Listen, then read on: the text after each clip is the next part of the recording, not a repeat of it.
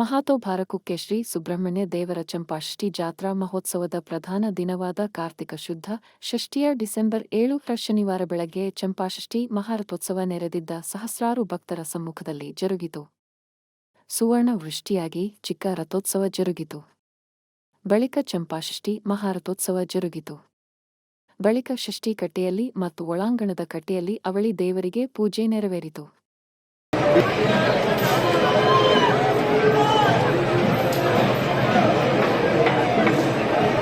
ಪೊಲೀಸ್ನವರು ನೋಡಿ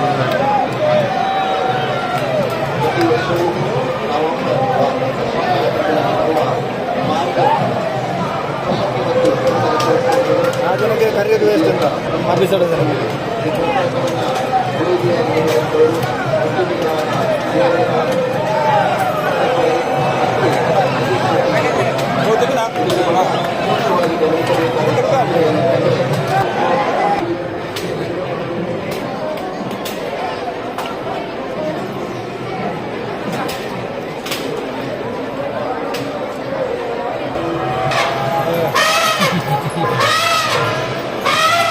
ಇವೆಲ್ಲ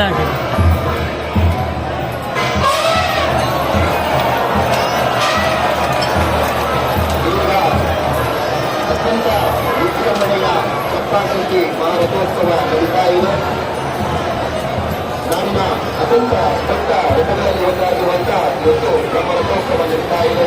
ಎಲ್ಲರೂ ಭಕ್ತಾದಿಗಳು ಎಂದು